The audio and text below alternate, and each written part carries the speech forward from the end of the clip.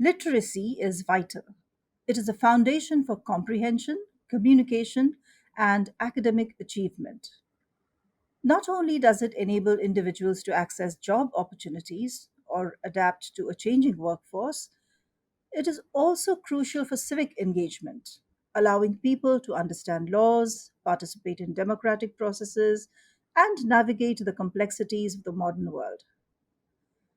Literacy literally opens doors to opportunities, enriching lives, and contributing to the betterment of individuals and communities. Hi, I'm Tej. I host Jazuba Talks, a series of conversations with nonprofit leaders, creating awareness about the causes they work for and sharing the good work. Today's organization works for no prizes for guesses, it is literacy, as you may have rightly guessed. Dodi Hodges, PhD, is the executive director and the founding member of Palmetto Literacy Council. Their noble mission is to improve the literacy of youth and adults in the county of Horry, South Carolina. Welcome to the podcast, Dodi. Well, thank you very much, Tej. Before I Thank you ask for you about the having me. work, it's wonderful to have you. Uh, Before I ask you about the work that you are doing, I would definitely like to thank you for what you are doing. You you are closing the gap that Thank you. inevitably happens in education, doesn't it? And so, why do you think we have this gap in literacy? Why do you think that this happens? Wow, that's a huge question. Sometimes it's limited access. Uh, for a lot of our kids, it's just a matter of confidence. They struggle with learning, our adults as well. And so when they're in school, they just sort of shut down, and it's hard to reach in and grab a hold of them so that they can learn. Hmm. Yeah, and I believe you also conduct literacy classes for adults. So, where do you think that issue Yeah. stems from? Well, our adults that we have in our program quit school early, or they're English language learners, so they can speak English, they just can't read English as easily, so they're looking for a way to catch up. We've even had businesses refer their employees because they're great workers. They speak English well enough that they're succeeding. They just can't promote them if they can't read. So Right. they're looking for a way for somebody to help them. So we've got a few adults in that situation. Okay. And what are the specific initiatives or programs that you have in place to promote literacy in the county? And then we can talk about the specifics of, say, the kids and the adults. So we tutor 1-to-1, an adult to one student. We provide that tutoring in a public place, typically the public library nearest the student and nearest the tutor, 2 hours a week. For adults, it's a 2 hour block because they can pay attention for 2 hours. Yeah. And a lot of times, that's all they can really schedule in their week. For children, it's 1 hour blocks twice a week. And the tutor stays with them. We provide research or evidence based programs for the tutors, train the tutors how to use those programs. And we have reading, kindergarten, well, early kindergarten through grade 6. We have math, kindergarten through grade 6. We're starting a new writing program. In addition, our reading program really incorporates reading and writing. Mm-hmm. Um, some of our students require penmanship practice, some of them require grammar, and little additional grammar. We have one student who's reading on grade level and can tell you what the story is, but he just can't write a paragraph. So we've Hmm. developed a writing program for him so that he can learn how to write different types of genres, like um, opinion pieces, informative pieces, and um, narratives. That's wonderful. Now, the all the tutors are volunteers, or do you have staff on your nonprofit board? We are an all volunteer program with the exception of a part time admin. And we have almost 80 volunteers. Um, and we have everybody else as a volunteer, including me. And that's great. Now, I'm sure there are challenges to that, isn't it? If you have a volunteer, do you have a background check, or do you ensure that the volunteer is really good at, say, teaching math? See, everybody who's good at a subject may not necessarily be good at teaching. Correct. So, my background is I started my career being certified to teach special education for kids with behavior disorders, kindergarten through eighth grade school, and then kindergarten through ninth grade math. My master's degree is in educational leadership, and my doctorate is from Indiana in special ed with concentrations on organizational change through collaboration, leadership, curriculum, and instruction. Um, so, so I've taken all of the things that I learned at Indiana, including co-authoring um, 5 reports for the state of Indiana on reading programs, and incorporated it into what we do now. We take a very special ed type of approach. So every student gets an individualized program. And we have different materials. The tutors don't have to be teachers because I've taught teachers how to teach for a long time. Hmm. Um, so we've set it up so that it's pretty easy for them to just take a pocket folder out of a large binder, and that will last them a week to 2 weeks with the lesson plans that have been written. And they get training before they get started for the binder that they're going to use with the student that they're going to work with.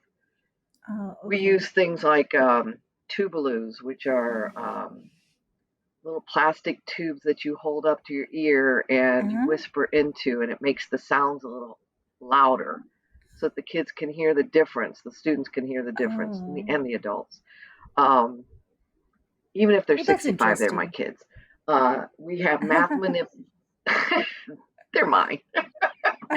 um, we have math manipulatives. We have several volunteers that are afraid of math. Um, and then I explain to them that most of the tutoring is about addition, subtraction, multiplication, and division. Hmm. Hmm. Because I don't know, um, I've been stressing to our students who come in for math that they need to memorize their basic facts, their basic addition, subtraction, multiplication, and division facts. And I'm finding out that they're not having to do that in school. They're also not being taught consistently how to write, print, or do cursive. I had Hmm. seniors in my college classes that couldn't read my cursive agenda. So we do all of that as well. There's a huge study that just came out in Education Week that stated that kids who don't have the basic facts memorized in math really struggle with more complex math problems because their brain is wrapped up so much in trying to figure out what the facts are that they can't move on to solving the problem. Right. And that becomes an issue. And I've been trying to tell that to our students as they come in. Hmm. because it's a waste of their brain power. If you've got it memorized, it comes quickly and then they can move on. We're doing the same thing in reading with sight words or high frequency words. Hmm. So every lesson starts with um, the students reading 5 to 10 high frequency words. That accomplishes two things.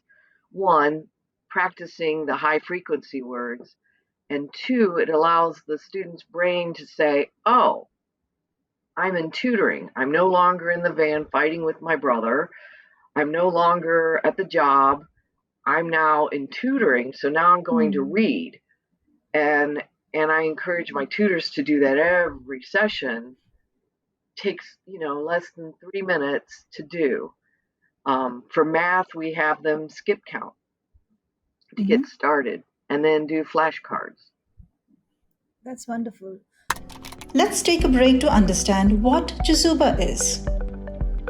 Everyone at some point ponders on how this beautiful life can be made more meaningful. Maybe you're a leader trying to enhance your employees' experience at your organization. Or you already work for the community and seek volunteers with state of the art skills to strengthen your nonprofit. Whatever your situation, know that you can make a difference. Chizuba began with this very vision, a vision to facilitate every skill and every passion in the world in meeting a social need. Corporate volunteering has several benefits for both businesses and organizations. In parallel, experienced and enthusiastic volunteers join NGO workers, enabling them to serve the community more effectively. Chizuba offers everyone looking to add purpose and meaning to their lives a chance to connect or volunteer virtually with nonprofit organizations from over 100 countries around the world. Visit www.chizuba.net and explore opportunities to find meaning. Chizuba, your platform to do good. And now, back with our guest. So you have resources. So that's very interesting. When you have these tools, the teaching aids, like you say, the tubes, the flashcards, these are something that are donated by people, or is it something that you need to buy? We buy through from donations that are given to us and through grants. We have the Chapin Foundation here is a local foundation that's our largest funding agency. Hmm. We've now been in business long enough to apply for United Way funding, and we have several grants that we've applied for. That I should say one of my volunteers have applied for, and she's done an outstanding job. We have a That's couple of great. fundraisers a year that raise money. We just had a golf tournament that raised quite a bit of money. So we use those funds to buy the materials, which is the priority here. That's great. That's great. It's interesting how you talk about memorization. Today, the kids, when you try to teach them and you say that you need to get your multiplication tables at least till 10, at least till 20 by heart or memorized, they say, "Why do I need to? I have AI. I have the calculator. Uh, it doesn't really matter so much." What is your take on that? My take on that is computers fail, the internet shuts down, and there's going to be a time that you're going to need to just use your head. I say that for penmanship as well. We Yes, stopped very true. teaching penmanship in schools because they're going to use computers, they're going to type. Well, sometimes there's not a computer around. Not to mention the fact that we also know that if you write notes when you're studying something, when you're reading, Mm-hmm. underlining and highlighting doesn't do as much for the brain to help it memorize the information. But if you write what you've learned, you have an 80% more you're 80% more likely to remember what you've written. So now when you Absolutely. think about penmanship, printing is slow, it gets the job done, but if you can learn the printing and then move into cursive is much faster and you can get more into your head. Right. That's what Very I tell true. my kids. Yeah. So I if you look at me also, I find note taking to be very easy. Even if there is a computer, even if I have these, all these software and apps where you have columns and memorizing things, uh, but I still find the fact that I am able to write and remember what I have written to be more effective for anything. But how difficult is it to convince young kids? I mean, adults I can understand, but I'm sure the young kids come up with this counter argument. Well, by the time they've come to us, They have they lost they're so eager to to. I just don't want to be the kid that gets called lazy or stupid in Ah, class. right, right, And I right. will do anything to make myself successful. And that's what we tell them we're going to do. We're going to Right. help you to become successful. I have a little girl who is in sixth grade. She's on our board of directors now. She was reading at the fourth grade level. She wasn't doing great in history or science. She was in special education for her English language arts, pulled out Mm-hmm. of class Mm-hmm. for that in special ed. We started with her in 2019 in October, and COVID hit. We shut down. We came back slowly. She was one of the first to come back because she didn't want to give up tutoring. She has since graduated from our program reading at our sixth grade program, which I'm convinced if I can get every kid through that sixth grade curriculum, they can read anything, anytime. When she started, she said she wanted to help kids like her learn how to read, how to learn, which was cool. Um, Her seventh grade year, she was pulled out of special ed and put back in the regular classroom. She was doing very well. By eighth grade, she was getting A's and B's in all of her classes. And in January, the middle of the school year, a guidance counselor stopped her in the hallway and said, I would like you to apply for early college. And her response was, Wow. I'm special ed. And the guidance counselor Wow. said, no, but we want you to apply. But she That was is finishing up the great. sixth grade program at that point. Yeah. And she has high hopes. Now she's going to be a genetics counselor, which I'm science. Fabulous. Absolutely fantastic. That makes Yeah, that must be yeah. making you so proud. All that effort, all that, Yes, whatever challenges that you go through, I'm sure it is. This is the biggest reward that you get. If I may ask you, Dodi, absolutely. The uh, biggest. Yep. how many students have you tutored so far? Have you kept a count, and do you keep a follow up? We've tutored over almost 100. We opened up August 1st of 2019, 7 months prior to COVID shutting us down. Okay, so that's And a. it was a struggle to get back.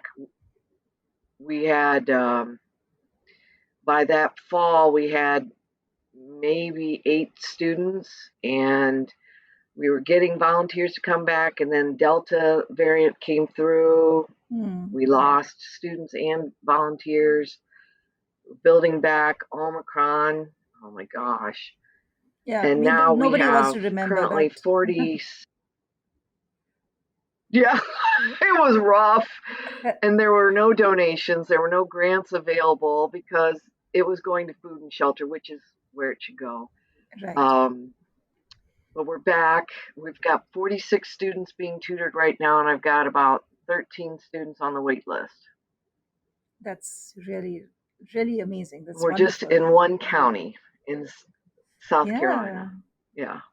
that is beautiful. Well, that's fantastic. And what are you thinking of for the future? 3 years down the line, 5 years down the line?